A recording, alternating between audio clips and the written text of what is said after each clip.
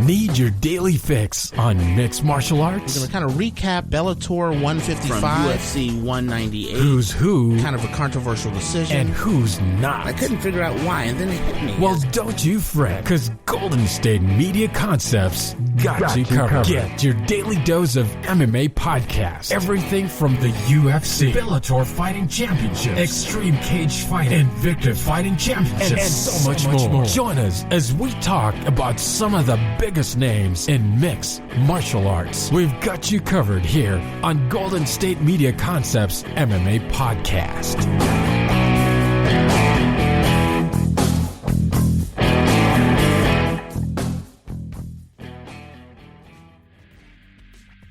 Thank you for tuning into the GSMC MMA Podcast, brought to you by the GSMC Podcast Network. I am your host, Arnel, and hoping that your day is going bueno. Wherever you are, whoever you are, hopefully your day is going well as we persevere through yet another tough year. One of the best parts so far about the month of March is the fact that, you know what, things are going fine here in Los Angeles. Things are getting pretty unstable. Cases right now are dropping. If you are walking... Actually, I just saw the UFC countdown for Israel Adesanya versus Jan Blachowicz, and New Zealand is pretty much normal. Like, they have, like, full-on, normal stadium games happening. People are not doing the 6 feet thing. They're sitting across from each other or sitting right next to each other. Things pretty much seem normal in New Zealand where people are not wearing masks. Here in Los Angeles, well, there was a point where it was closing and reclosing, opening, reopening, reclosing. A lot of stuff happened in Los Angeles, but now they are allowing some indoor eating areas. They are allowing more people into malls, into shops, even Best Buy. So I live next to Best Buy, and for months it was, okay, you are not going inside this Best Buy. You're going to be outside. You're going to tell the person what you ordered or what you intend to buy, and the person's going to get it and give it to you outside. You're also going to pay outside, or you're going to pay in advance online through an app or through the site. But now you can go inside Best Buy. And even for places like Walmart and Targets, Vons, Ralph's, all these stores that live close by, yeah, there are a lot of people walking around. Heck, some people are not even wearing masks.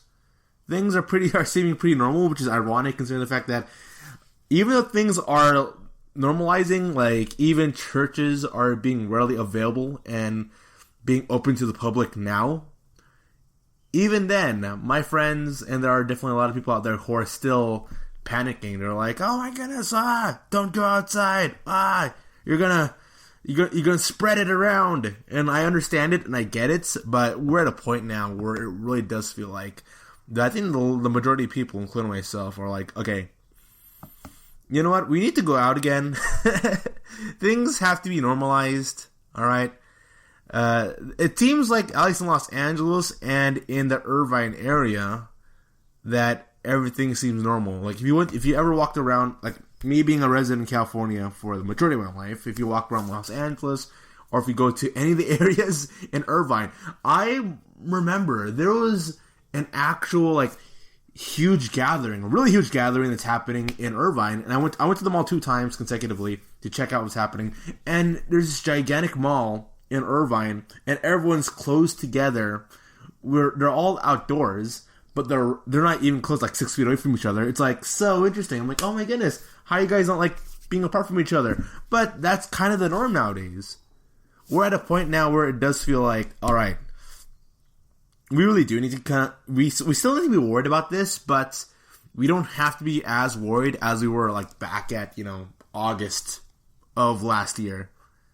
So with things getting kind of normalized here, with everything coming back in mixed martial arts, PFL season, looks like things are going to go up there. UFC, they're already talking about getting people in their events. One Championship, they already have people attending their shows in Singapore for the One Championship shows. Bellator, their season, their events, they're starting to get piled up. They're coming up at some point in the middle of this year. UFC, things seem like kind of normal here. Yes, there are some fighters that are having COVID. But you know what, the UFC, they're doing the right thing actually, in the sense that they are handling the issue correctly. They're following protocols. They're testing older fighters, and at this point here, there has not been a single case of a fighter who contracted COVID who fought. Because whenever a fighter like Jacques Arnel Souza, so Jacques Souza, he had COVID.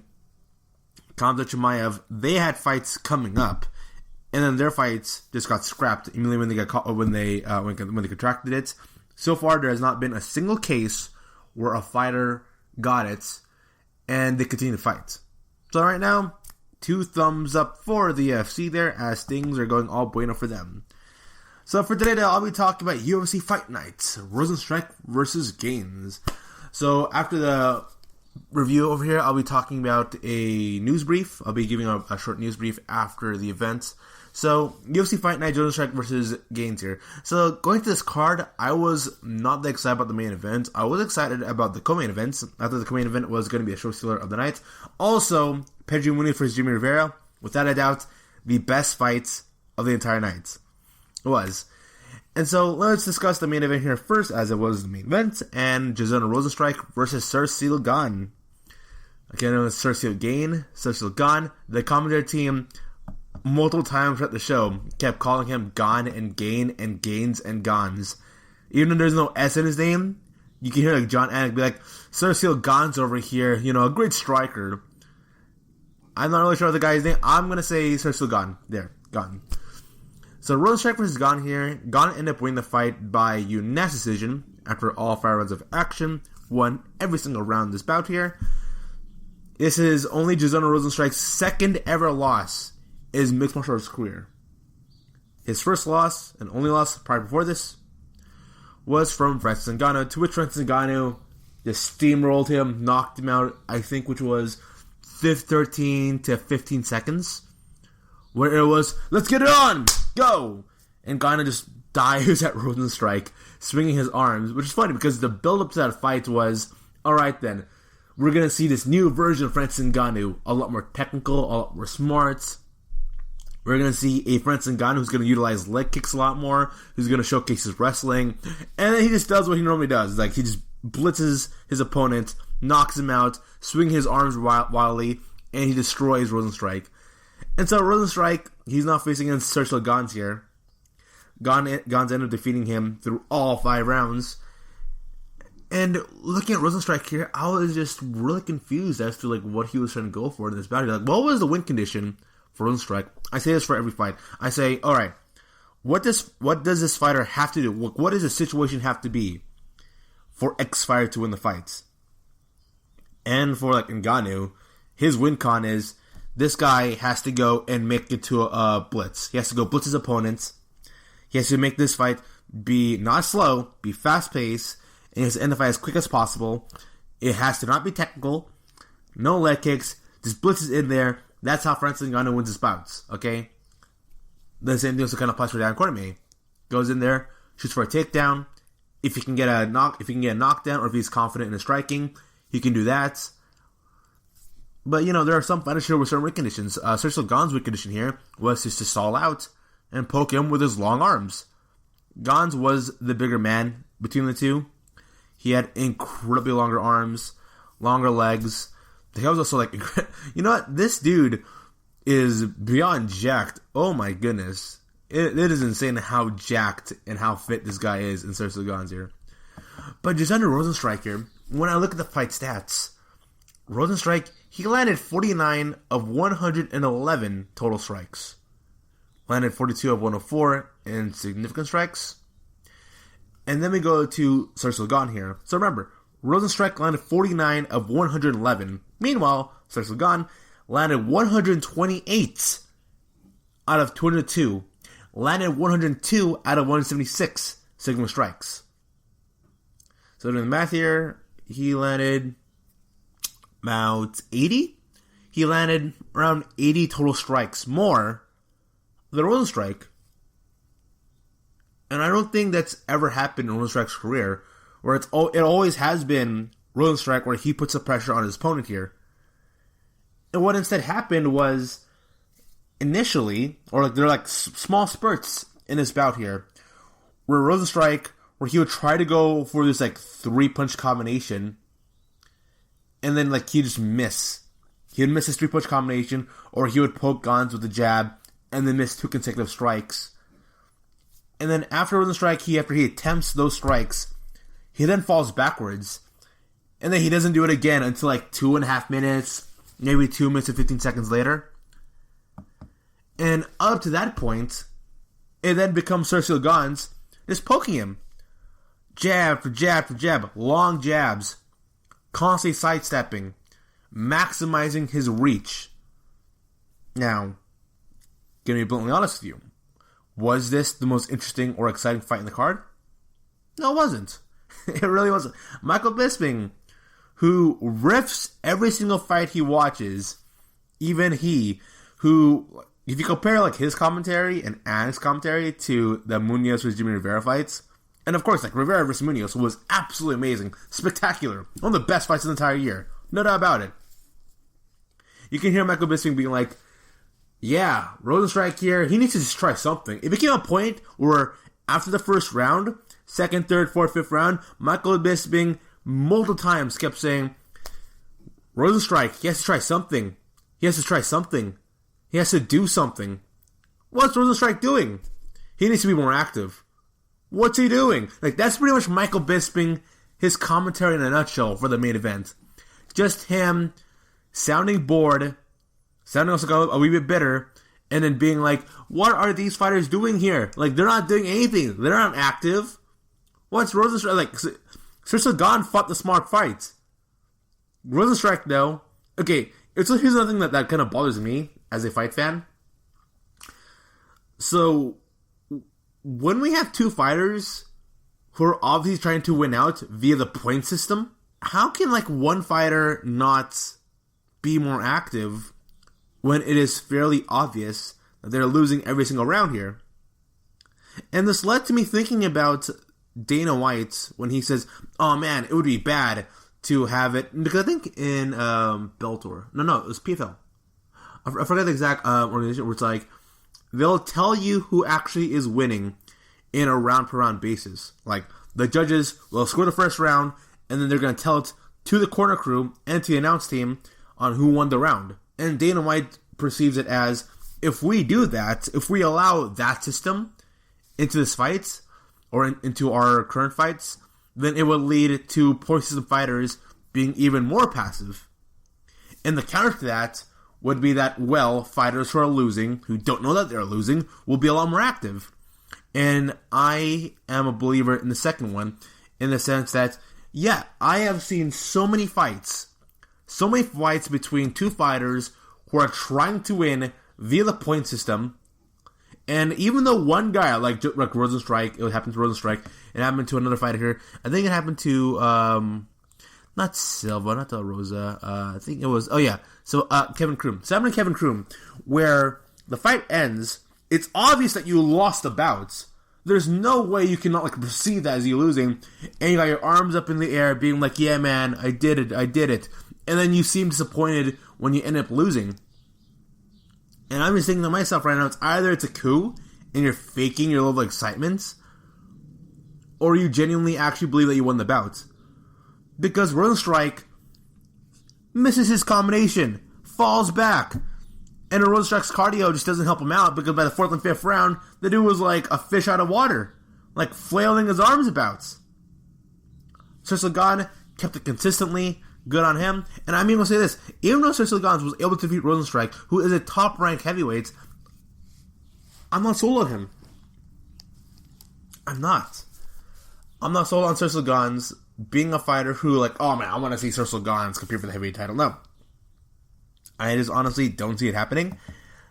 It doesn't look good for both fighters. It really doesn't. I'm also a firm believer that if it is so blatantly obvious and blunt that one fighter is losing a bout, and the signs are not there to show that this guy is capable of making a comeback, then it's like, throw the towel. I don't get why the corner crew did not throw the towel in this fight here. The guy was obviously losing, and if he was like, yeah man, I want to fight, look, no. If Rozenstruik told his corner crew, like, hey, don't throw a towel, I want to keep fighting. If that's the case, then why are you always walking backwards in this entire fight here, whiffing all your shots not being active at all, even though you're losing the scorecards. What is wrong with you? Because I'll tell you right now, as a fight fan, my friends didn't watch this, but my friends did watch this. They'd be like, oh my goodness, this fight was a complete waste of time. It was not exciting. It was not fun. We saw one fighter win via the point system. We got a second fighter who doesn't win via the point system for some reason, trying to be a technical boxer when he's obviously not up to par. It was a waste of time. And sadly, the main event really was a disappointment, and I didn't enjoy it that much. So Gane, congratulations for winning the bouts, but it definitely wasn't the most fun fight to watch. You're listening to the GSMC MMA Podcast. Come back after a short break here, continuing my review of UFC Fight Night, Rozenstruik versus Gane. See you soon.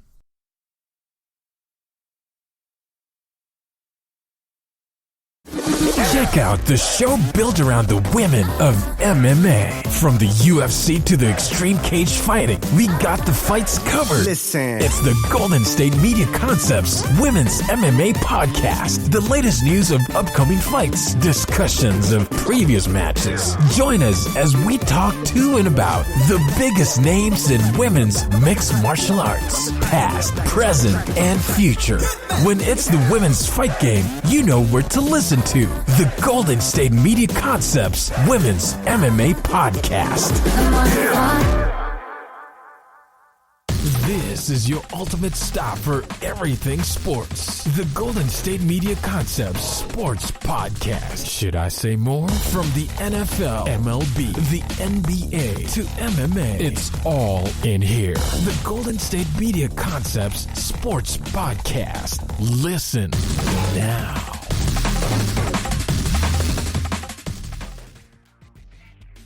And we're back. I'm continuing my review of UFC Fight Night, Rozenstruik versus Gane. Main event, Gane versus Rozenstruik, wasn't the most exciting bout out there in the world, but Gane, he was able to pull away with the victory. So what is next in the heavyweight division?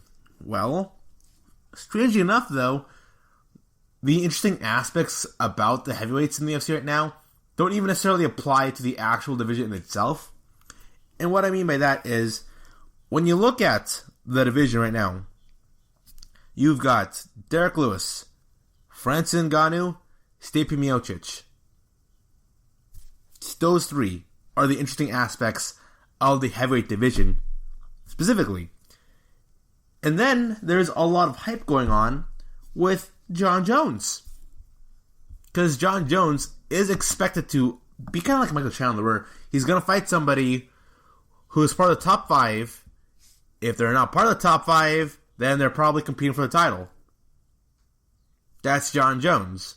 And there's a lot of hype going with Jon Jones. Like every single day, I'm seeing this new video pop up in my feed. Like, Jon Jones, look how much weight this guy's lifting. Or, Jon Jones, wow, look how big he is compared to Francis Ngannou. Or, wow, he ended up meeting Francis Ngannou somewhere in a gym. Or, wow, Jon Jones, the guy's looking jacked. Look at him. Like, I swear, in the past week, I've heard and read more news about Jon Jones moving up a heavyweight, more so than the Gane fights. And when I'm looking at the rankings here, we've got Curtis Blaydes, and nothing wrong with Curtis Blaydes. I like Blaydes, but there seems to be this, like, ceiling in Curtis Blaydes that he just cannot go over. He can't. In the sense that Curtis Blaydes, he can knock out anybody.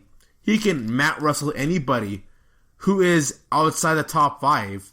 But he just cannot score a win within the top 5. Like, he can defeat Alexander Volkov. He can knock out Junior Dos Santos. But those fighters are outside the top 5. Within that rankings there, he has a tendency of struggling. And so there's this belief now, this idea, that, like, he's kind of like Neil Magny was, like, a couple of years ago, where it's like, alright then, Neil Magny, Curtis Blaydes, these guys got all the tools to be parts of the elite fighter situation, but is it capable of putting all those tools together to become the champ? I'm not really sure anymore. I'm not. Curtis Blaydes lost a bout against Derek Lewis, and I believe that Derek Lewis would win that fight. Derek Lewis came into that bout against Curtis Blaydes as the underdog, plus 300 underdog. And if you read all of the sheets, all the forums out there, all the talks, the idea was Curtis Blaydes goes in there, takes down Derek Lewis, ground and pounds him for win. Or just grinds him out for 3 rounds of action. That was the idea behind Blaydes versus Derek Lewis. Majority of people thought Blaydes would win that bout. And in theory, and even off the eye test, Curtis Blaydes is a better fighter than Derek Lewis.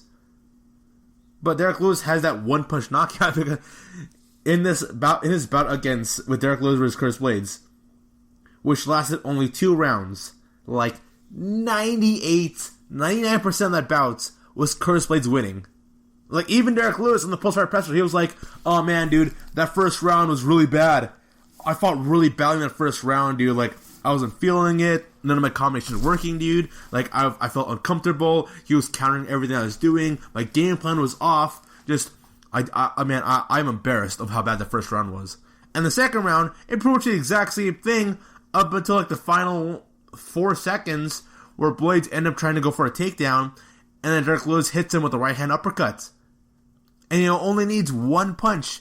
I remember when I did the fight stats for the show, Lewis landed 7 shots in grand total in that bout and ended up winning. 7 shots. Once again, it's not a knock on Curtis Blaydes here, but now we're thinking about it right now. Like, okay, I can't see Curtis Blaydes fighting against Francis Ngannou again and losing for a 3rd time. And if you can't beat Ngannou, he can't beat Stipe. If you can't beat Derek Lewis or Stipe or Ngannou, then what's Curtis Blaydes' ceiling in the top 5 rankings? What we're probably going to see, Cyril Gane versus Curtis Blaydes. That fight makes the most sense. It's a fight that I think stylistically is perfect for Curtis Blaydes, but I've said that the entire time for Curtis Blaydes throughout all his fights, where I'm like, Curtis Blaydes should defeat Derek Lewis. Curtis Blaydes should defeat Alexander Volkov. He should defeat Junior Dos Santos. He should do better in the rematch against Ngannou. And sometimes it works, sometimes it doesn't. Alexander Volkov destroying Alistair Overeem. We have Rozenstruik losing to Gane. Alistair Overeem, who I believe should hang it up. Junior Dos Santos. I get it. Former world champion. Alright. This guy's in a losing streak. Not only is he in a losing streak, he lost to Cyril Gane, Rozenstruik, and Curtis Blaydes, all 3 of those bouts via TKO. He's ranked number 9. Chris Daukaus. He's probably the most exciting fighter here in the top 10, in the sense that he's most exciting in that you kind of have a good idea on where this fight is going to go. Like, you expect this guy to go through yet another 3-fight win streak. So, Daukaus over here, he currently has a 3-fight win streak. He is 3-0 in his UFC career. He defeated Alexei Oleinik, which is, like, really surprising by itself. So, I expect Chris Daukaus to fight against Junior Dos Santos. I can see him defeat Alistair Overeem. I can see him having a competitive bout against Rozenstruik and Alexander Volkov. Chris Daukaus is somebody who I'm very high on. And then we go for the rest of this card here. I think there are definitely 2 prospects here that the UFC they really want to push, who are at the top 10 or outside the top 10. We got Chris Daukaus and Augusto Sakai. Augusto Sakai, he just recently lost to Alistair Overeem. Sakai, despite the fact that he is ranked number 12, will be fighting against Shamil Abukhamedov, who was not even part of the top 15 rankings. Now we got fun fighters like Marcin Tybura and Tom Aspinall. Really fun fighters in the heavyweight division. But right now, it seems like the top half of the heavyweight division is very weak. When I say top half, I mean like ranks like 5 through 10 is very weak. And if you look at collectively, from like ranks 5 through 15, it looks like a very weak division. And I am excited for John Jones to make his debut in the heavyweight division. I am even more excited on the possibility of Israel Adesanya making it to the heavyweight division. Because Israel Adesanya, in the UFC countdown I just watched with him and Blachowicz, Israel Adesanya kept saying, "Hey man, I used to be a heavyweight. I can compete with the big guys. I want to go be a future heavyweight champion." There's ideas being thrown out there that there might be a possibility of Izzy trying to go for 3 belts simultaneously. And I don't think that's possible without having one of his belts, specifically the middleweight belt, being vacated. Which is sad because I wanted to see Blachowicz. I want to see his title reign at least go on for maybe a year or two in the light heavy division. I want to see Israel Adesanya, fight against Robert Whittaker and just like one more time against Whittaker and see how well he'll do.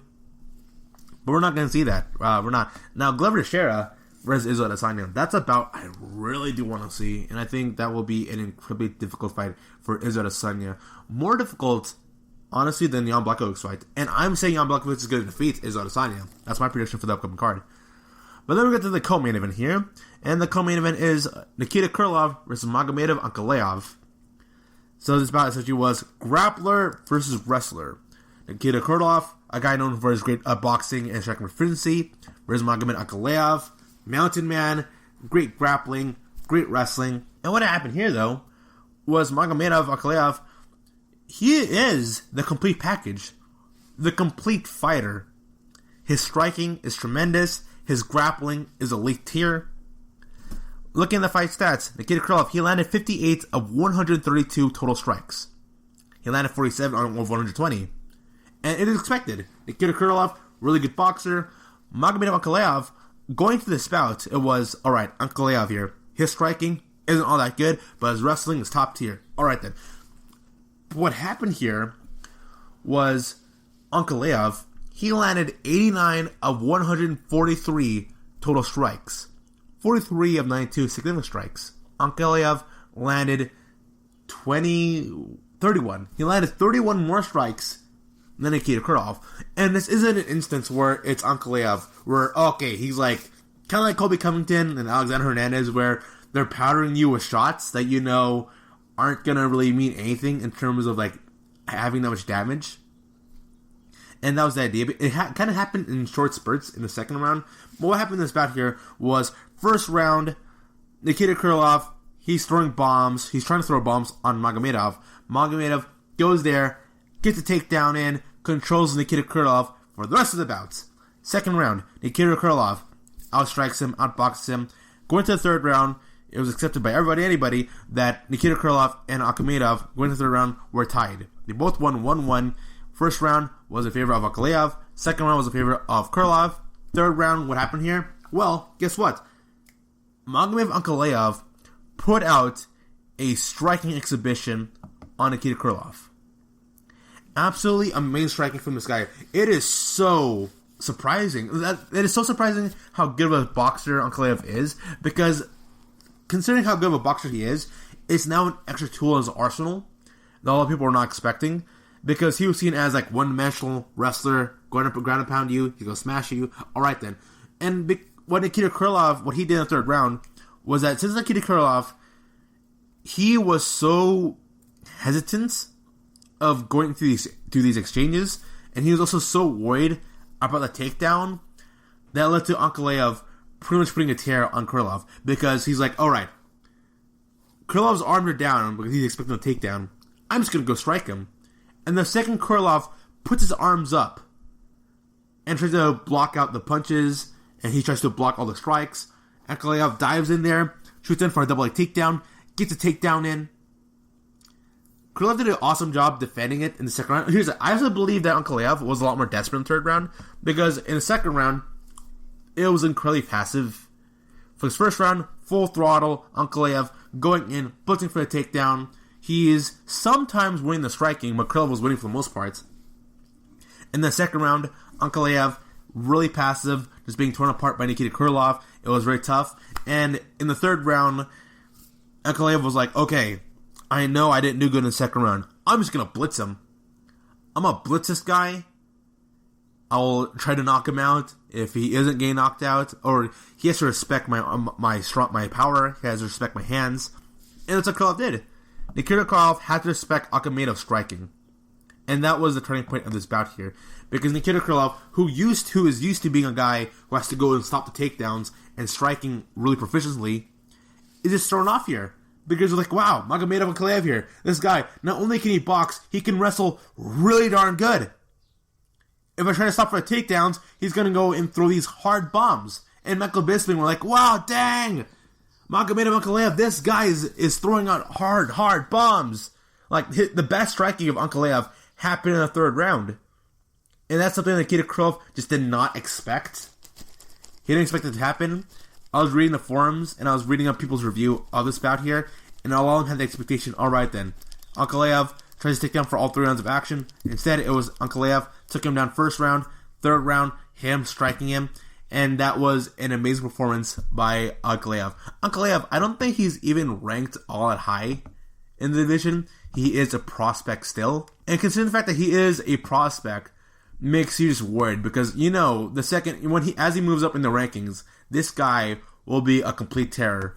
And looking at the rankings, the next fighter right below him is Anthony Smith. And Anthony Smith, he recently has been working a lot specifically on grappling because in his battle against Glover Teixeira, Alexander Rakic, he was a striker. But for Devin Clark, he went in, shot in for an immediate takedown, goes for a submission victory. So we're seeing a different side of Anthony Smith here because I think he's at this point now where he's recognizing that he can't keep going into these wars and getting damaged all the time. It's not healthy for him. But Anthony Smith, he is matched up with Jim Crute. So Jim Crute, he is a fighter who's outside the top 15. No, he is at number 14. So we got number 14 Jim Crute matched up against Lionheart Anthony Smith, and the winner of that bout might possibly fight against Magomedov Ankalaev. We got Alexander Rakic and Volkan Ozdemir up there, and if the UFC really wants to push Magomedov into being a superstar, which I can see being a real possibility, oh man, in the year of 2021, I'm going to say right now, Magomedov Ankalaev will be a top 5 fighter in the UFC's light heavyweight division. You're listening to the GSMC MMA Podcast, coming back after the short break. See you soon. Tired of searching the vast jungle of podcasts? Now listen close and hear this out. There's a podcast network that covers just about everything that you've been searching. Hey! The Golden State Media Concepts Podcast Network is here. Nothing less than a podcast bliss with endless hours of podcast coverage. From news, sports, music, fashion, cooking, entertainment, fantasy, football, and so much more. So stop lurking around and go straight out to the Golden State Media Concepts Podcast Network. Guaranteed to fill that podcast itch. Whatever it may be. Visit us at www.gsmcpodcast.com. Follow us on Facebook and Twitter, and download us on iTunes, SoundCloud, and Google Play.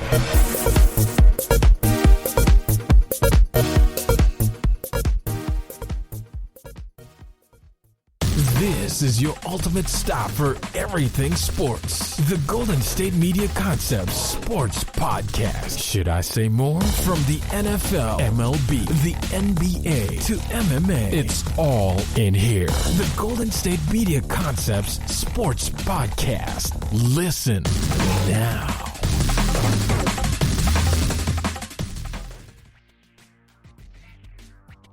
And we're back. And so I'm discussing UFC Fight Night, Rozenstruik versus Gane.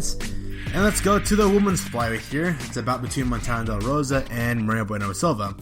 And there's a lot of controversy in this fight here, in the sense that Mayra Bueno Silva should have won this bout.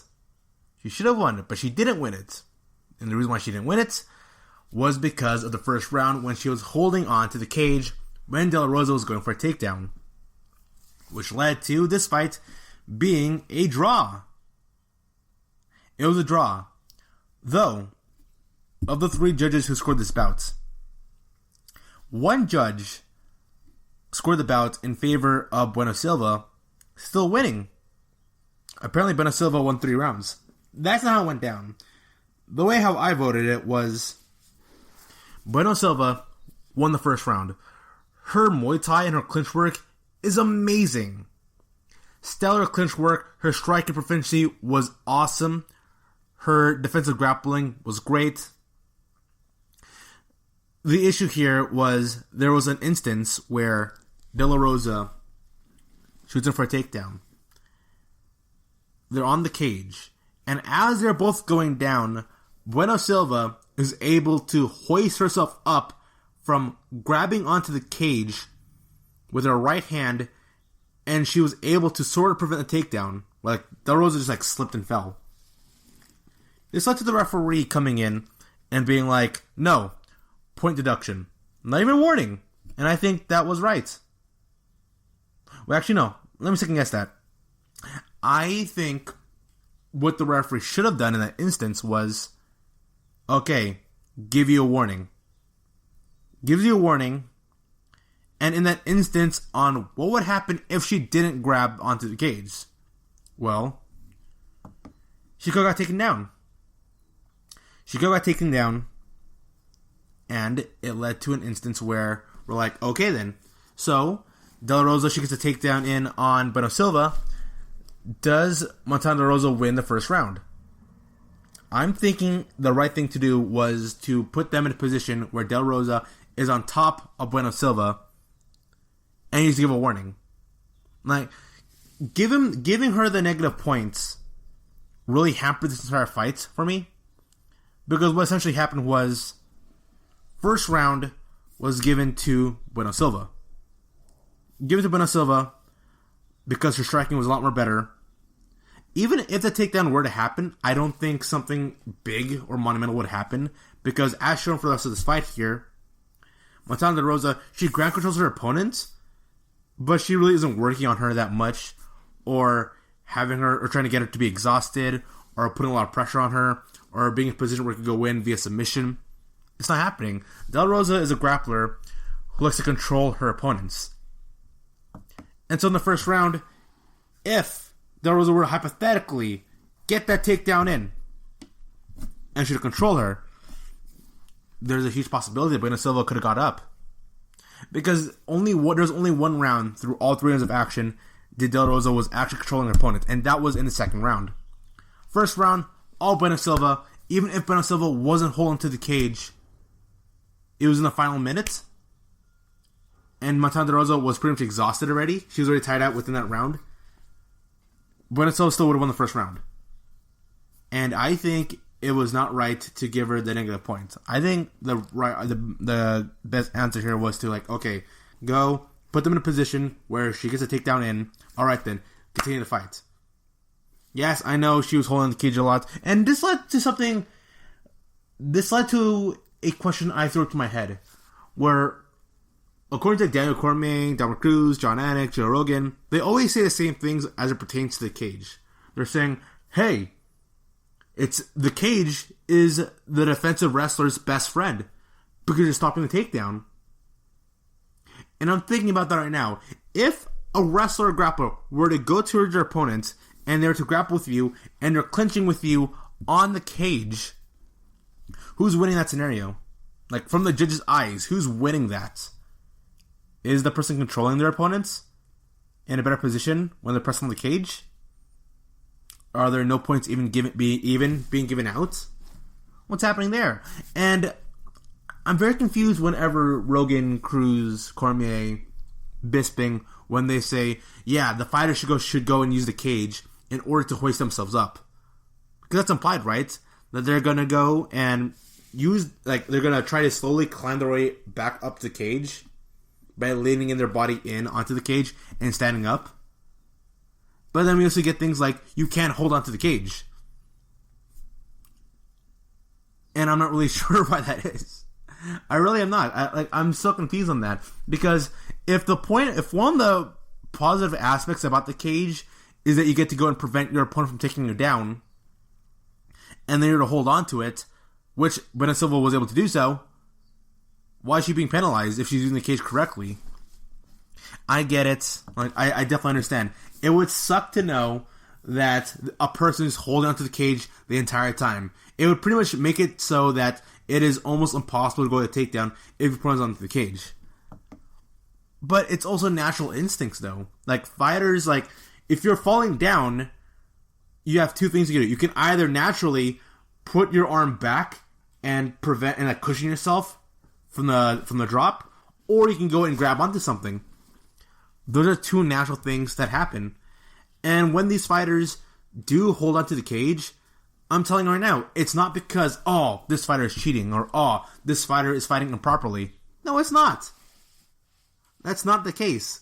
The real case is they're falling down, they don't want to fall down, they see something, they hold on to it, and a part of their brain just turns off. It just turns out like, oh, I forgot about that. Yeah, sorry. And when I look at the fight stats here, I am shocked at how close it was in terms of striking, where De La Rosa landed 107 out of 156 compared to Bueno Silva, who landed 111 out of 142. Very close, but De La Rosa got 3 of 12 takedowns in. Bueno Silva, primarily a striker. I could have seen this bout go towards in favor of Silva winning the fight via split decision. That is the decision that I firmly believe should have happened. But because of the hold into the cage and negative point deduction happening in the first round, we didn't get a decisive victory. We didn't get a decisive finish, which is upsetting because Bueno Silva is 7-1 in her MMA career. This bout here really could have shot her up in the women's fight division. But because of this decision, it being a draw, she's not going to move up anymore. And so really nothing was accomplished in terms of divisional rankings for the flyweights. These two fighters, they're remaining in the rankings. They are not going to move up. They're not going to move down. They'll stay still. They get a payday. Congratulations, they got a payday. But I'd like to see a decisive finish here. And sadly, it didn't happen because of the point deduction.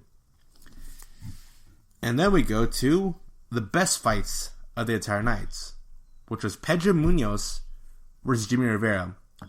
This is a rematch from their last bout they had back in 2015. Easy without a doubt, best fight of the night. It was one of the best fights of the entire year. If you have not seen Pedro Munhoz versus Jimmie Rivera, I highly recommend anybody go watch it. You can watch it on ESPN+. It's not a pay-per-view.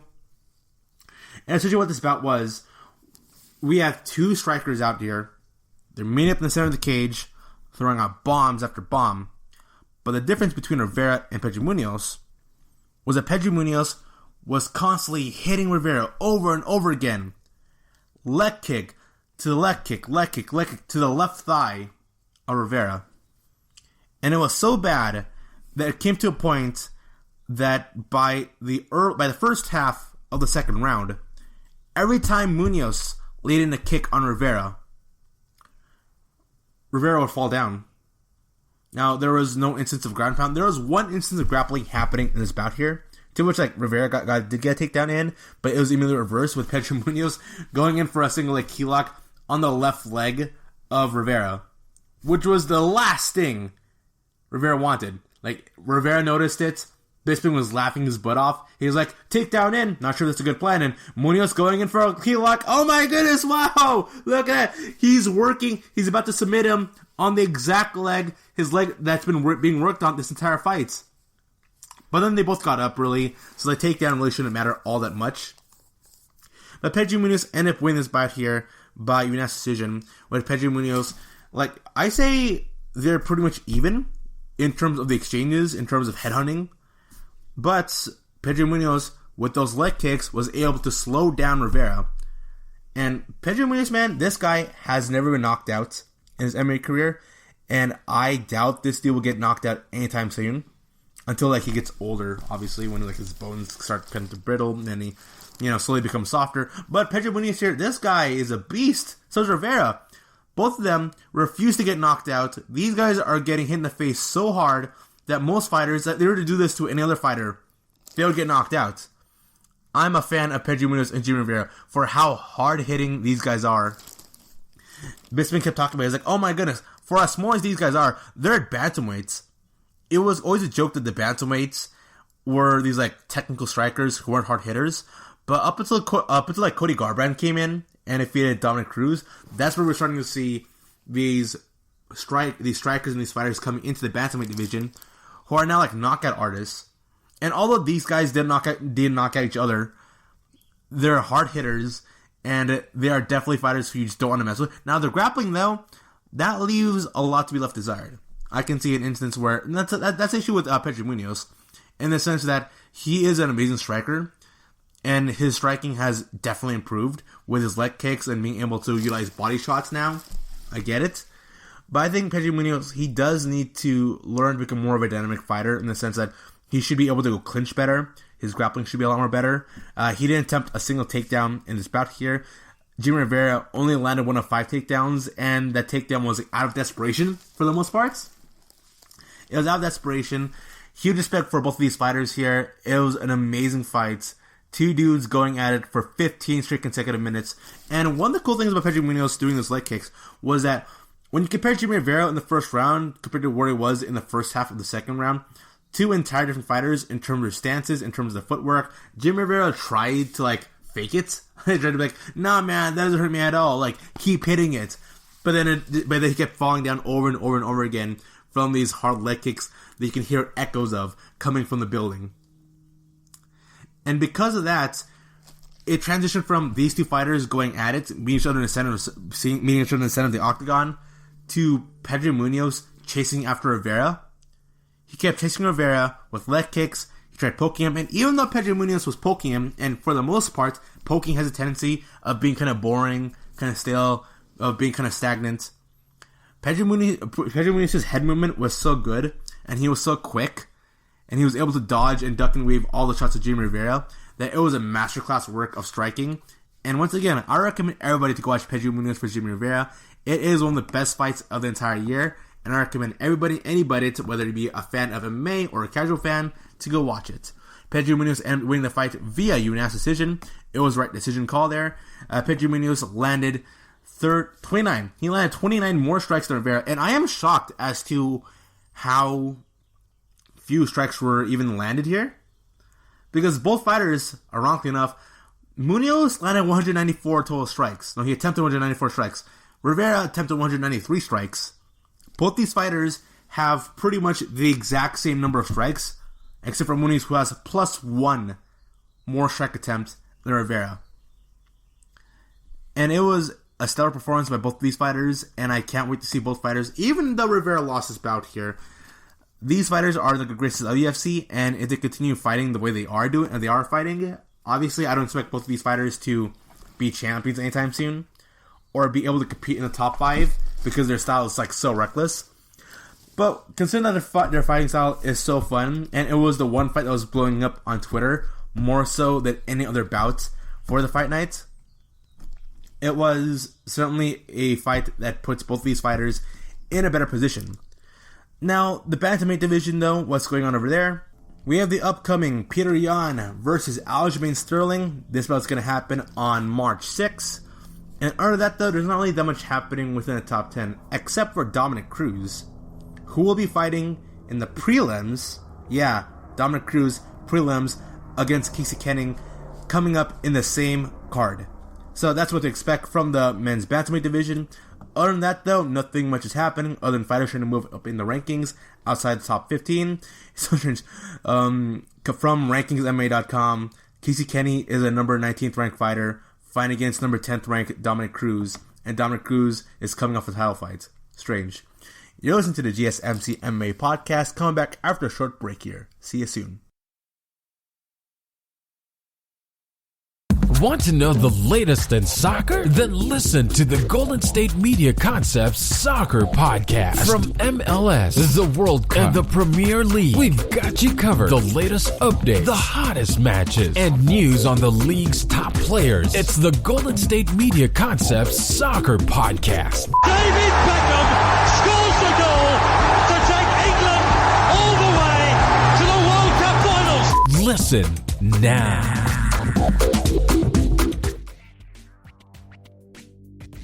And we're back. And so we got Alex Caceres versus Kevin Croom. This bout essentially was, we got a striker versus a grappler. Kevin Croom was trying to grapple with Alex Caceres here. Croom landed 1 of 16 takedowns. 1 of 16. And there is a 71 strike difference in terms of landed strikes. Alex Caceres landed 97 of 121. Compared to Kevin Croom, who landed 26-67. So there's more of a sense of Kevin Croom, he was the more active fighter. He honestly was, even the fight stats don't say it. But because Alex Caceres was able to stop all the takedowns, and in the moments where Croom wasn't going for a takedown, Alex Caceres was landing his shots. So this is an obvious unanimous decision victory in favor of Alex Caceres. Nothing really much to say about this, other than the fact that Alex Caceres has really worked on his defensive wrestling and his grappling. Not really much to say there. Kevin Croom, he didn't have an alternative plan in this bout here. It was pretty much, I'm going to go in there, shoot him for a takedown, I'm going to go for a single leg while he's onto the cage, I'm going to land one takedown, and then I got it. But Sally didn't get it. About here that I do want to talk about here, because Alexander Hernandez is one of those fighters that you just got to do a case study on as a fighter that's, he's interesting. He's an interesting fighter because aesthetically, he's doing the right things. Okay, first off, this guy is a huge lightweight. He's a huge lightweight. He's an obvious welterweight competing at lightweight. And his movement is alright. And his striking is okay. But Alexander Hernandez is a fighter who I think here's the reason why. Nobody respects his power game. Nobody respects it. Nobody respects his head movement. Nobody respects his punching power. Nobody respects how good the guy is. Because he is a fighter who aesthetically is fighting the right way. Like, oh, look at this guy. He's moving horizontally. He's sidestepping a lot. He's finding the right counters. He's timing all his shots perfectly. He's like trash talking a lot. He's doing a lot of work in promoting himself via social media. He's huge. That guy is he's in great peak shape. He was able to knock out his last opponent. It's like, yeah, like Alexander Hernandez, in theory, is a good fighter. But then you watch the guy, you watch his bout against Drew Dober, against Don Cerrone, against Thiago Moises, which is the fight I'm talking about here. Thiago Moises has zero respect for Alexander Hernandez striking. Zero. Because you see Hernandez, it's like his guard is up, he's constantly sidestepping, he's moving around, he's chucking and jiving, he's trying to do like a bunch of feints that lead to nothing. And then Thiago Moises, very stationary fighter, just like goes in front of Hernandez's like range and has no problem headhunting the guy. Because Hernandez, he's moving his head without actually, like, it leading to anything else. It's weird, because he's moving his head a lot, but then the moments where he has to go actually move his head, he's being tagged over and over again. And I'm looking at the stats here, and I'm so shocked at how close the numbers say it.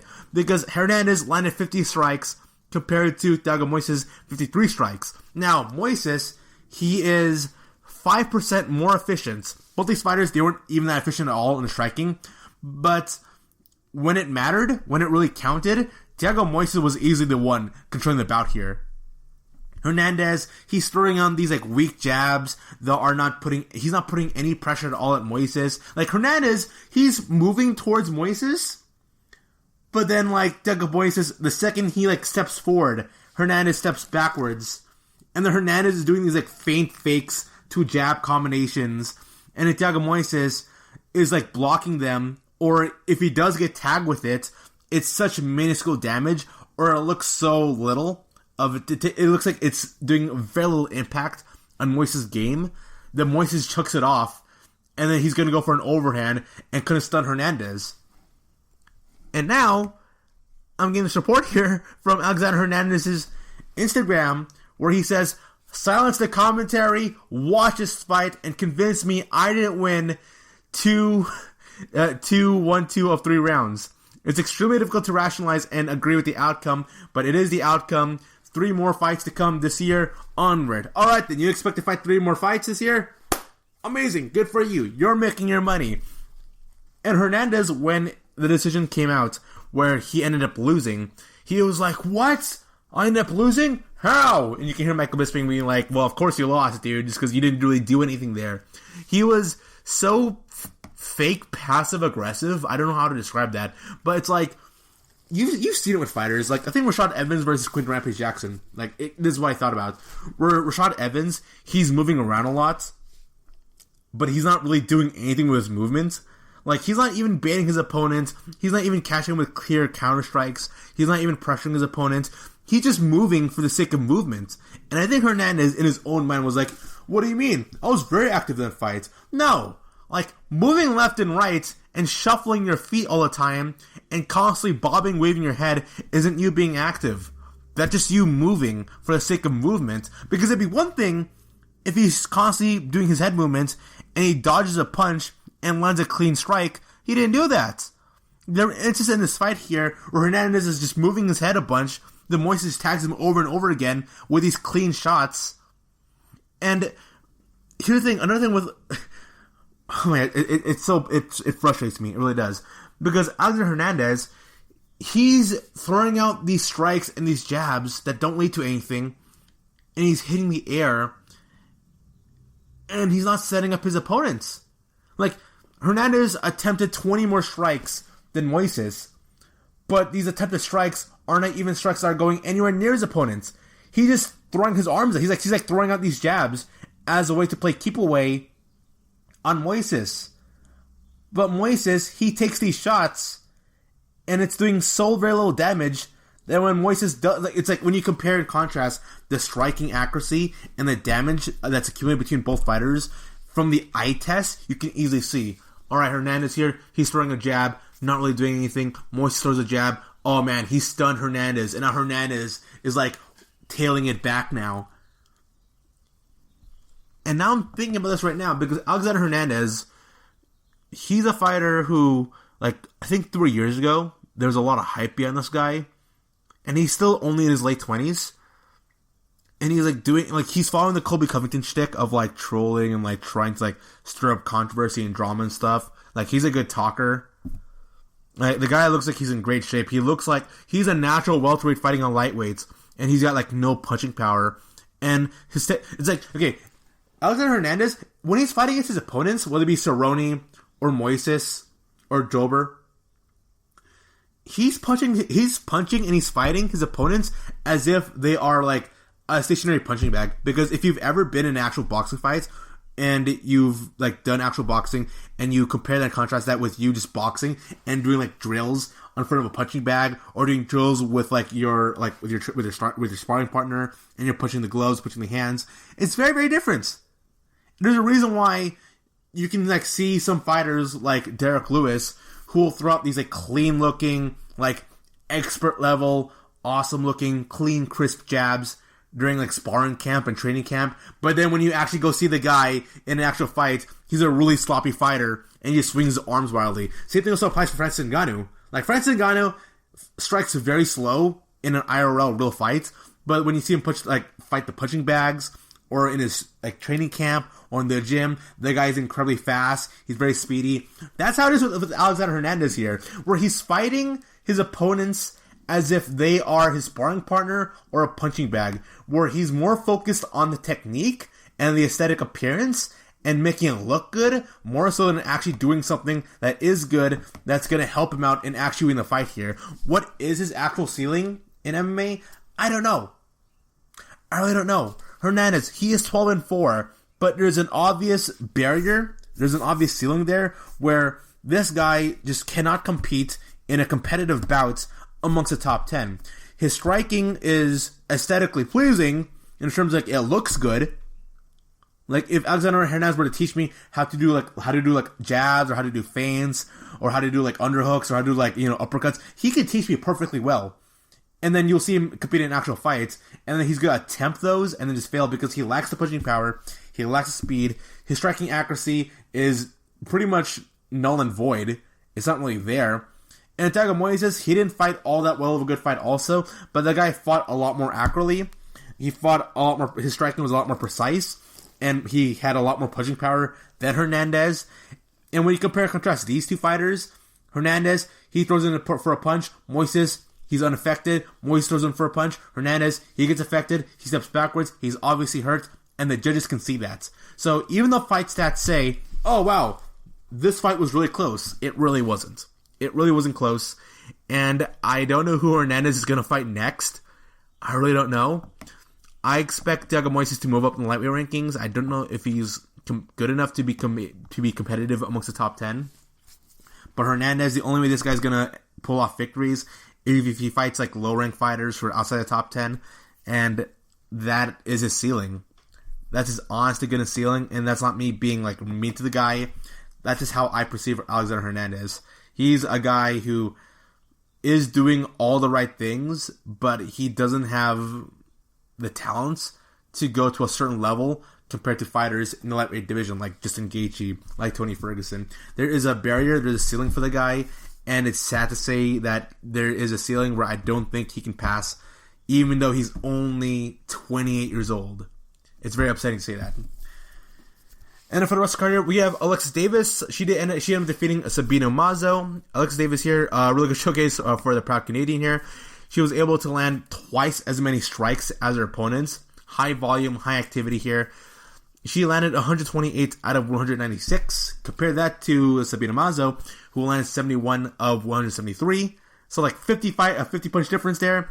Alexis Davis also, when she was able to land a takedown in, she got it. Now Mazo, she landed the hard-hitting strikes, but accumulatively, in the totality of the fight, Alexis Davis did a lot more better in terms of getting the strikes down, of the totality of strikes, and able to land them, and being able to go and apply pressure on her opponents, being a lot more active, and also securing some takedowns and better clinch work. So Alexis Davis was able to win out her bout. And so that was UFC Fight Night. Rozenstruik versus Gane. The fights that I do recommend people to go watch, once again, Pedro Munhoz versus Jimmie Rivera. Gane versus Rozenstruik wasn't the most fun fight out there in the world. But Nikita Krylov versus Magomedov Ankalaev is another fight that I highly recommend people to watch. So those are the two fights you want to watch. Munhoz versus Rivera and Krylov versus Ankalaev. Ankalaev, I'm going to say this right now, by the end of this year, he will be in the top 5 of the light heavy division. Now, will he fight against Jan Blachowicz or Glover Teixeira? I'm not really sure this year. But next year, though, late next year, if he continues to go on a winning streak, he's probably 3-4 fights away from getting title fights. And so coming up this Saturday, we're going to have UFC 259. Let's cross your fingers and hope that ESPN Plus isn't going to shut down, that we're going to see clean fights happening here, that the audience are able to watch. Jan Blachowicz versus Israel Adesanya. A lot of people want Izzy to win. I want Adesanya to win. I think more than any other fighter right now in the UFC no one is as close as Israel Adesanya in terms of being able to connect to that young audience and becoming a huge cross superstar. I can see it. Israel Adesanya, the guy is a natural talker. He's very charismatic. He has high expectations of himself. Israel Adesanya, he's got the potential to become that next big superstar for the UFC. But he's fighting against Jan Blachowicz, and I believe that Jan Blachowicz is going to win. Yes, I am saying it. Israel Adesanya has never fought anybody who hits as hard as Jan Blachowicz. He's definitely fought, he fought like Robert Whittaker, Kevin Gastelum, Paulo Costa, but never at light heavyweight. And considering that Israel Adesanya, he normally walks around at 203 pounds, compared to Blachowicz, who walks around at around 230. I'm going to put my money on the big guy who's got legendary Polish power, which is what Jan says here. And a guy who is that confident in his power and his striking. And considering the scrap fights that Israel Adesanya had with Whittaker and Kevin Gastelum, if you replace Gastelum and Whittaker with Jan Blachowicz in terms of their striking, there's a real possibility Adesanya could get knocked out. It can be a real possibility. I want to see Adesanya win, but I think Jan Blachowicz will be able to get away with doing things that other fighters couldn't be able to do so in their bouts against Israel Adesanya. Adesanya, the guy is a tank, but I don't think this tank is strong enough or sturdy enough to handle the Polish power hammer of Jan Blachowicz. We also have Amanda Nunes versus Megan Anderson for the women's featherweight title. Peter Yan versus Aljamain Sterling for the bantamweight title. Islam Makhachev against Drew Dober. And Thiago Santos versus Alexander Rakic. Those are the bouts that you are expected to watch at UFC 259. And that will do it for today's podcast. You have been an awesome audience. Stay safe, be healthy. All I gotta say is thank you. Thank you for tuning into the GSMC MMA Podcast, brought to you by the GSMC Podcast Network. Out there, so please remember to subscribe to the show and write a nice review. That really helps us. Also, if you could please follow us on Facebook, Twitter, and Instagram. Thank you, and have a good night. You've been listening to the Golden State Media Concepts MMA Podcast, part of the Golden State Media Concepts Podcast Network. You can find this show and others like it at www.gsmc.com. GSMCpodcast.com. Download our podcast on iTunes, Stitcher, SoundCloud, and Google Play. Just type in GSMC to find all the shows from the Golden State Media Concepts Podcast Network. From movies to music, from sports to entertainment, and even weird news. You can also follow us on Twitter and on Facebook. Thank you, and we hope you have enjoyed today's program.